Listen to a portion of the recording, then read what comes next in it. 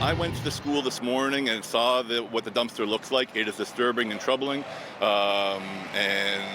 However, everything in that dumpster has a marking that it reached its expiry. Well, that is the reaction of the principal from Swansea Public School after seeing large quantities of food from their cafeteria was thrown into the trash, a result of what he says was an oversight on his part.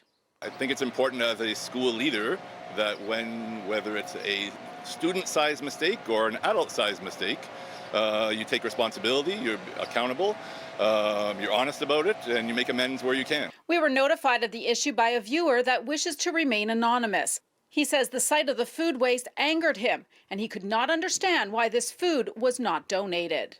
Such a waste of food. And if one school is doing it, how many of them are doing it? They could donate this stuff to the food banks. Full dumpster full of food that could be in someone's home right now who really needs it. And this is what our viewer was concerned about. If you take a look, this dumpster has been completely filled with food.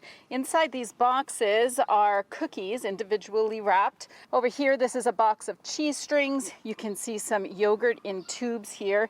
There's also packages of things like pita bread. And our viewer also says that underneath all of this is fresh produce. The TDSB told City News that in April, schools were encouraged to donate non-perishables to Second Harvest or their local food bank. Many schools did this, but it was not done at Swansea as the principal inadvertently did not see the email.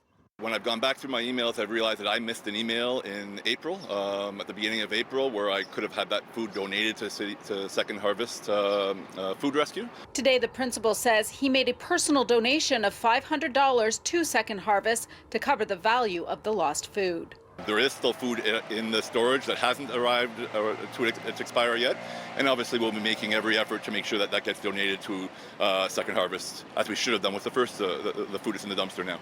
Second Harvest confirmed that they do have an ongoing relationship with the TDSB and that their fleet continues to pick up and redistribute large-scale donations from schools right across the city.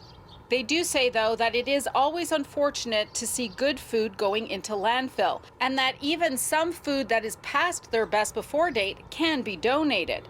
But they do believe that this was atypical of the school board.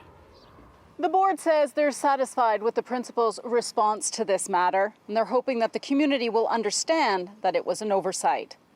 At Swansea Public School, Audra Brown, City News.